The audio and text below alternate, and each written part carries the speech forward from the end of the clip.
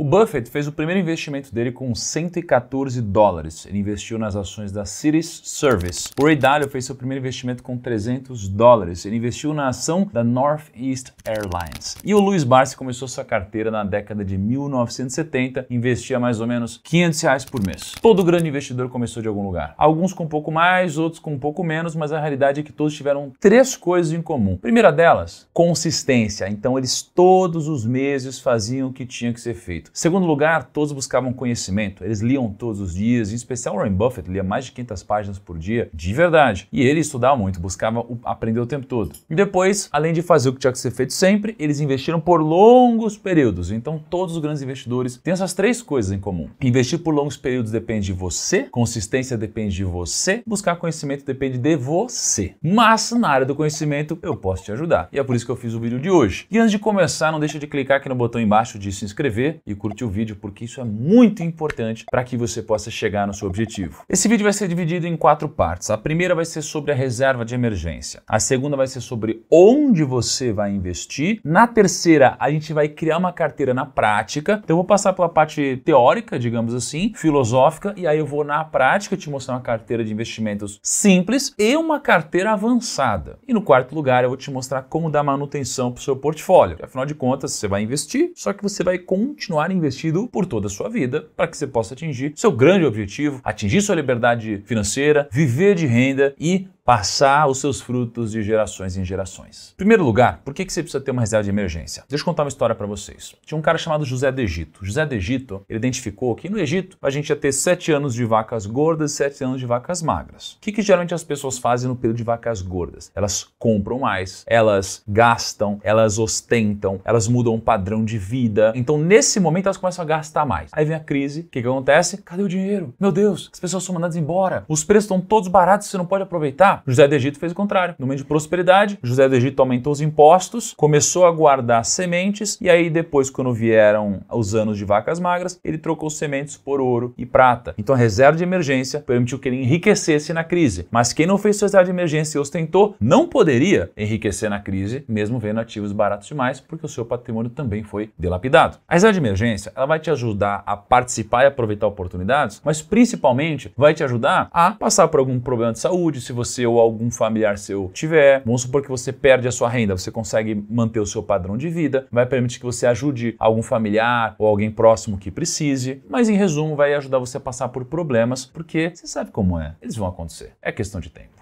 Onde então você deve ter sua reserva de emergência? Bom, você tem o triângulo de Nigro, não é? Você tem um triângulo com 3 pontas, cada ponta é algo a ser analisado no investimento. Rentabilidade, risco, liquidez. Você quer algo que você possa resgatar a qualquer momento, ou seja, você quer uma liquidez alta. Você quer um risco baixo, porque você quer muita segurança. A rentabilidade em contrapartida não vai poder ser a mais alta do mundo. Sempre que a gente investe, a gente olha para esse triângulo. Quanto maior o risco, maior a rentabilidade que a gente vai cobrar para investir nesse local específico. O que se enquadra nessas características no Brasil? 3 coisas basicamente: Tesouro Selic, fundo DI e uma conta corrente remunerada num banco digital que seja seguro ou num grande banco onde você tenha essa função. São 3 possibilidades para fazer sua reserva de emergência. Por que você não deve fazer sua reserva de emergência na poupança? Basicamente a poupança, além de ela ter uma rentabilidade menor do que tudo isso que eu acabei de falar, em praticamente todos os cenários, você ainda tem uma liquidez falsa. Ou seja, você não pode resgatar dinheiro todos os dias na poupança.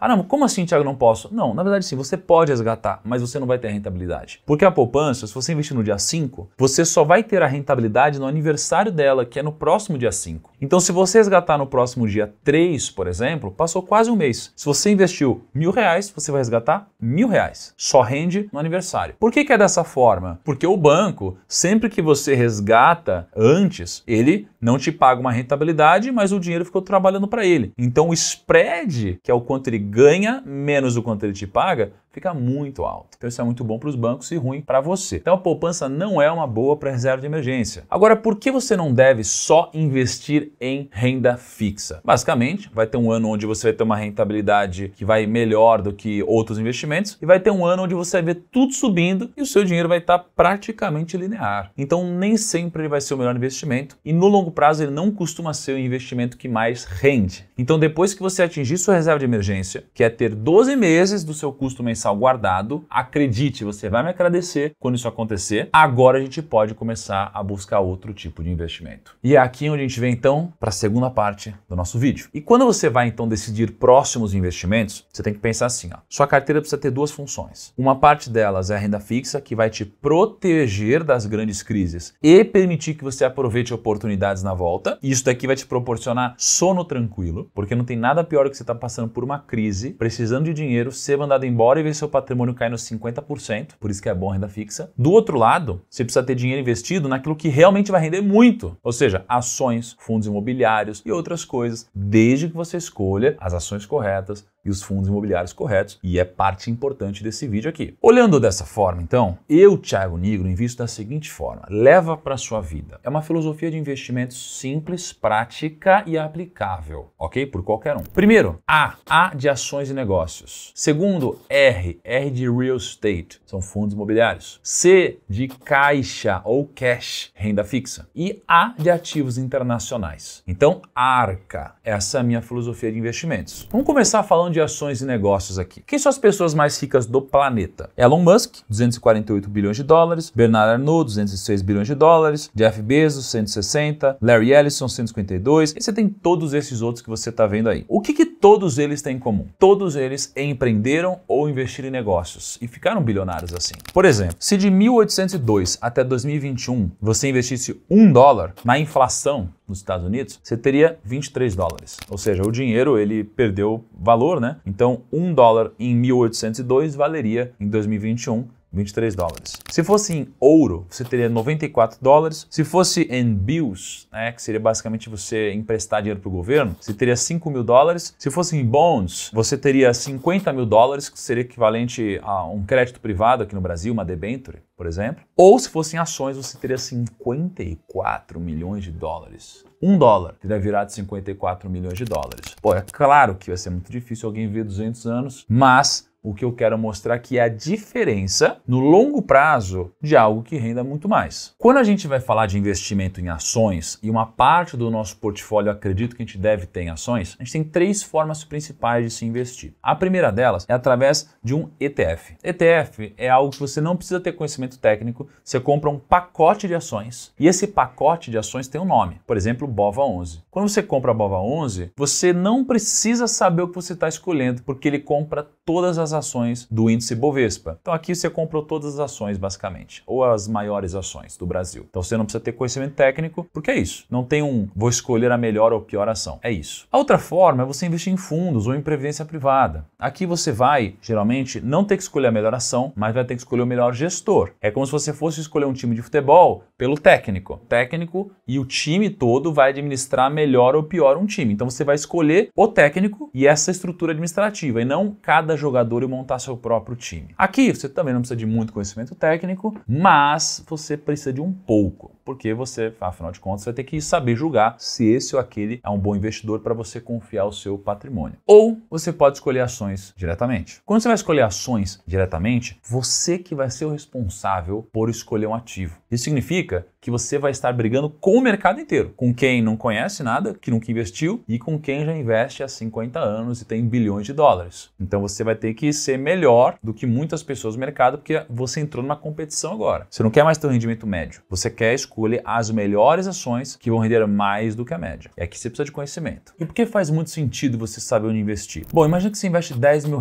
numa rentabilidade de 0,87% ou numa rentabilidade de 0,97%. Poxa, nessa segunda opção você teve uma rentabilidade maior em 0,1% ao mês. Não é tanto assim, mas no longo prazo dá muita diferença. Em 50 anos, com 0,87 você teria 1,8 milhão e com 0,97 você teria 3,2 milhões. Dá uma diferença de 1,5 milhão de reais, basicamente, pela rentabilidade diferente. E o que faz você ter uma rentabilidade melhor ou pior? O conhecimento, porque é ele que vai te fazer escolher uma ação mais barata ou uma ação mais cara. Inclusive, vou dar um parênteses aqui no vídeo para te dar uma dica sobre como te ajudar nesse processo. Em especial, se você quer investir nas melhores ações, nas ações mais baratas, naquelas que têm mais potencial de valorização. Ó, eu posso ir aqui na Finclass, eu posso ir em carteira aqui, ó. Posso colocar meu patrimônio, né? Eu tinha colocado, atualizar a carteira. Eu posso vir aqui na carteira de renda, por exemplo, uma carteira focada em gerar rendimentos, né, dividendos, etc. Eu posso abrir aqui, ó, ações. Tem 9 ativos recomendados, né? Então uma equipe de analistas, ele vem aqui, faz um estudo, passa o dia inteiro estudando, esse é o trabalho deles, e aí eles monitoram esse portfólio. Então você tem ações recomendadas por eles aqui. Claro que você não está vendo agora, é só para assinantes, é uma área exclusiva, mas aqui você tem o nome da empresa, né? Você tem o preço máximo que você pode comprar, você tem o dividendo potencial estimado e a gente ainda te avisa pela Finclass quando é a hora de você sair de algum ativo. Então você tem muito auxílio para investir e você tem já grandes ideias que foram filtradas pelos nossos analistas. Inclusive fica a grande dica para você, a Finclass vai comemorar aniversário de 3 anos agora e só nessa data específica, que é 24 de abril, você vai poder assinar a Finclass com 50% de desconto. Finclass é uma plataforma muito acessível e você vai poder assinar a Finclass por R$ 34,90 por mês. E você vai receber ainda todos esses bônus que você está vendo aí na tela e muito mais, tá? Mas essa promoção só dura 24 horas. Então clica aqui para você entrar na lista de espera e ser avisado assim que essa promoção abrir inscrições. Agora, a segunda coisa que faria sentido para você montar uma carteira, e lembrando que já já eu vou entrar aqui na planilha para você ver, a segunda coisa seria você investir em fundos imobiliários. Por quê? Porque eu acredito no seguinte, compre terras, já que Deus não fará mais delas. Você recebe geralmente renda passiva ao investir no imóvel, né, no fundo imobiliário corretamente, não de uma forma errônea. A Lei Federal 8.668/1993 fala que todo fundo de investimento imobiliário é obrigado a distribuir no mínimo 95% do resultado semestral, só que a maioria dos fundos imobiliários pagam mensalmente isso daqui na sua conta. E tem uma diferença muito grande entre você alocar esse dinheiro, ou seja, comprar, investir em imóveis físicos ou em fundos imobiliários. Por exemplo, no imóvel físico você vai ter que botar uma grana muito grande para comprar alguma coisa. Quando eu digo muito grande, é porque no fundo imobiliário você pode investir com R$10. Você vai ter uma tributação muito maior na tabela que segue o imposto de renda pessoa física. Você vai ter baixa liquidez na hora de vender o imóvel, né? Você vai pedir para vender, putz, vai ter que depender de alguém querer. No mercado imobiliário, de fundos, né? Por mais que você também dependa de alguém querer, tem muito mais liquidez. É mais barato, é mais simples, isenção de imposto de renda no dividendo. Então se você compra imóvel para alugar, 2 meses que você recebe do aluguel vai ser só para pagar imposto, mais ou menos. No fundo imobiliário não, nem paga imposto porque é isento, o dividendo é isento que cai na sua conta. Então a melhor forma, geralmente, é através do fundo imobiliário. Se você é um profissional na área dos investimentos imobiliários, faz mais sentido você ir no imóvel físico, porque existe uma coisa chamada assimetria de preço. Então no mesmo prédio você pode achar um imóvel caro e um barato. Quem tem menos informação acaba fazendo piores negócios. No mercado de fundos imobiliários já não é bem assim. Mas no geral, fundos imobiliários. Até porque, quando você receber um dividendo lá, R$100, por exemplo, não adianta você querer reformar o seu banheiro que o seu imóvel não vai valorizar. Um fundo imobiliário você compra R$100 em novas cotas e o seu rendimento aumenta no outro mês. Então você pode acessar os fundos imobiliários através dos ETFs, igual eu falei nas ações. Você pode investir no XFIX11, por exemplo. E aí tem alguns investimentos que tem uma exposição ao mercado imobiliário, ou você pode investir diretamente. E aí você tem que escolher bons fundos imobiliários, né, diretamente. Só que é o seguinte, você pode escolher também um investimento ruim. Então você começa a aumentar o seu risco e depende muito do seu conhecimento. Por exemplo, aqui você tem 2 fundos imobiliários. Você tem o HGPO11 e o Senes11. Essas informações são de 2019. Então você tem 3 indicadores simples para você olhar. Um deles é o P sobre VP. P sobre VP é o preço sobre valor patrimonial. Valor patrimonial, vale 1 bi. Está sendo negociado a 800 milhões. Você pode comprar por 800 milhões algo que vale 1 bi. Cara, tá muito mais barato, né? Então, preço sobre valor patrimonial está abaixo de 1. Vale a pena comprar. Então, quanto menor, melhor. Então, o P sobre VP de Senes está mais baixo. Aí, o Dividend Yield. O Dividend Yield do HGPO é maior, 4,5%, contra 2,3% do Senes 11. Isso é o quanto recebia por ano na sua conta só de dividendos. HGPO é melhor. E a história para vacância, um Senes está com uma vacância de 83%. Imagina que de 100% dos imóveis, 83% estava vago. Isso é muito ruim. Enquanto que no HGPO, só 1,7% de vacância. E aí eu tenho o preço dos dois em 2019. HGPO estava R$ 180 e Senes estava R$ 6,57. Olhando só para isso, qual fundo imobiliário você escolheria? Provavelmente o HGPO11, especialmente por causa da vacância. Por mais que ele seja mais caro, quando você olha para o valor patrimonial, ele não tinha vacância. E não é só questão de pagar barato ou caro, é investir num bom negócio. Então quando você olha para isso, de lá para cá, o HGPO subiu 70%, enquanto o Senes caiu 54%. Viu como ajuda você escolher bons indicadores? Você saber o que você está fazendo? Agora imagine se você pudesse aprofundar um pouco mais ainda. Por isso que eu digo, me segue aqui no Primo Rico, me segue no Instagram, continua aprendendo comigo. Eu tô aqui para te ajudar. Agora, se você quiser se aprofundar mais ainda, você pode também assinar a Finclass na promoção que eu te falei de aniversário. Inclusive lá dentro você tem uma carteira recomendada de fundo imobiliário. Agora a gente vem para os investimentos internacionais. Parte dos seus gastos são em dólar. Então, gasolina, parte é em dólar. Você tem a conta de celular, o streaming, uma boa parte é dolarizado também. Quase tudo que você usa tem componente dolarizado, videogames, tudo que você usa tem um componente dolarizado. As maiores empresas do mundo, elas também não estão no Brasil. Então você tem a Microsoft, a Apple, a Nvidia, Saudi Aramco, Google, Meta, Berkshire, você tem várias.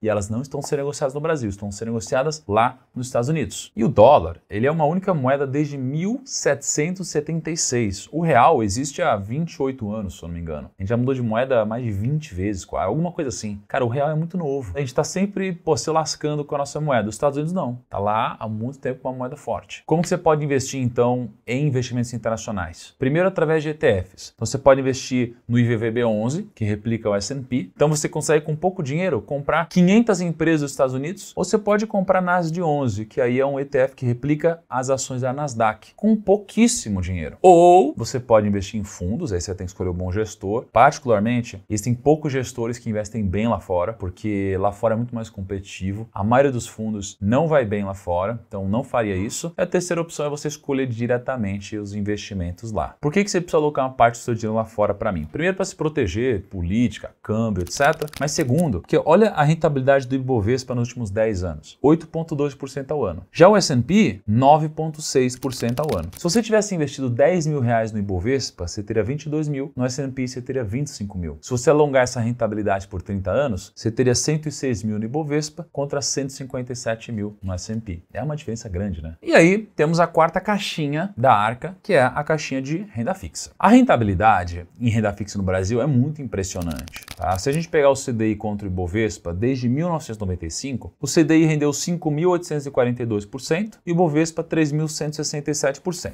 Então, com 100 reais, você teria 6 mil contra 3,3 mil. Obviamente, você tem algumas ações que renderam muito mais do que a média. Aqui eu estou falando da média. A ideia não é ser medíocre, mas, na média, a renda fixa rendeu muito mais e com muito mais segurança. Além disso, você tem muito mais segurança e previsibilidade, né? Então, você consegue saber quanto você vai ganhar, sabe o risco que você está correndo. E a renda fixa, ela tem sempre uma função de termômetro, né? Você tem menos de 25% em renda fixa, cara, talvez seja a hora de você vender fundos imobiliários e ações para comprar renda fixa. Você começa a ter muita renda fixa, mais que 25%, talvez já comece a ter que comprar ações e fundos imobiliários, porque provavelmente eles caíram ou eles não subiram ainda. Então você vai rebalanceando o seu portfólio. Agora, vamos falar de como montaríamos uma carteira na prática. Estou aqui com uma planilha muito legal. A gente não está disponibilizando muitas planilhas, mas se vocês continuarem pedindo muito, quem sabe?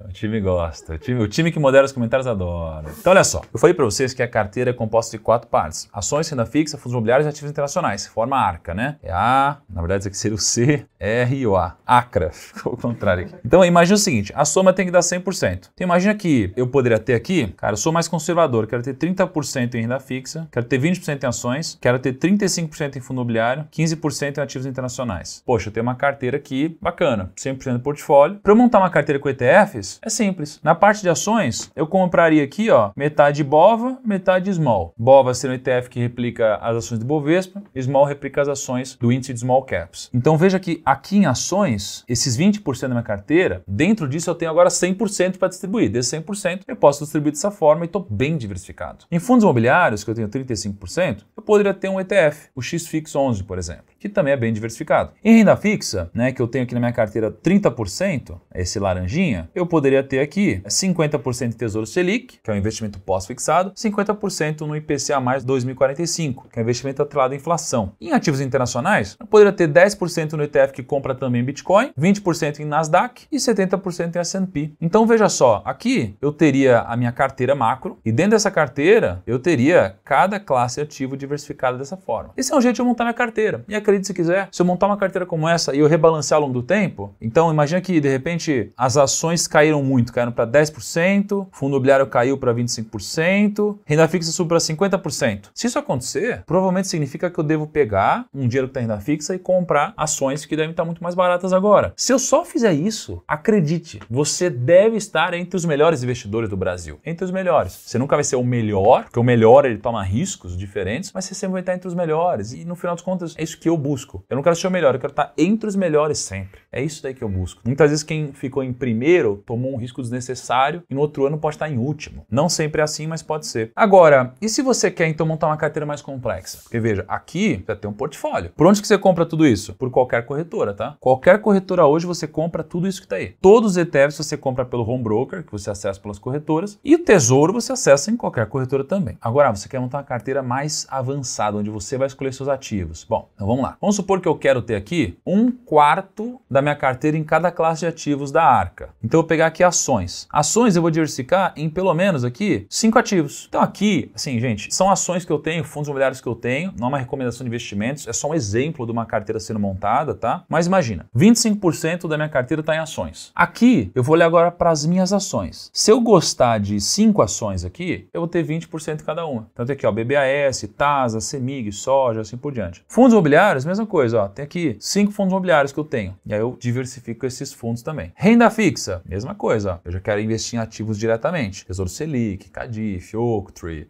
IPCA e assim por diante. E internacional, eu quero, além de ter ETFs, eu quero ter diretamente Bitcoin e Ether, por exemplo. Eu já começo a ter uma diversificação como essa. Agora, isso é um exemplo de uma carteira, mas o processo da montagem da carteira é muito importante. Então, como que você vai decidir, por exemplo, que você vai ter BBAS 3, que é Banco do Brasil, ou você vai ter Santander, ou Itaú, ou Bradesco? Cara, você tem que fazer uma análise, né? Você vai olhar para múltiplos indicadores, história dos bancos, quem são os gestores. Por isso que você precisa se aprofundar um pouquinho mais em conhecimento. Então, a proposta do vídeo é te ajudar a montar uma carteira iniciante aqui, ó. Então você monta com ETFs. Agora, para você ter uma noção de como ficaria o seu portfólio com mais conhecimento, aí seria dessa forma. E aí você tem duas coisas que podem acontecer quando você monta uma carteira mais avançada. Uma é, você pode ganhar muito mais que a média, e a outra é, você pode perder muito mais que a média também. Porque agora você começa a entrar num risco. Entende? E agora a gente vem para o quarto passo desse vídeo, que é o seguinte. A gente falou de montar a reserva de emergência, a gente falou sobre onde vai colocar o seu dinheiro, aí eu mostrei para você uma planilha agora sobre criar uma carteira na prática, e aí você vem para o próximo passo, que é o seguinte, como você vai gerenciar seu portfólio daqui para frente? Se você olhar para sua carteira daqui a 10 anos e você não mexer nela, ela vai estar bem diferente. Ela não vai estar igual. Vai ter coisa que subiu mais, vai ter coisa que subiu menos, vai ter coisa que caiu, vai ter de tudo. Vamos supor então que você tem R$1.000 para você investir e você investe 50% no ativo A, 50% no ativo B. Você começa com R$500 em cada um. No primeiro ano, o ativo A sobe 100% e agora você tem R$1.000. O ativo B cai 50% e agora você tem R$250. Você começou então os investimentos com R$1.000 e agora você tem R$1.250. No próximo ano, o ativo A cai 50%, o ativo B sobe 100%.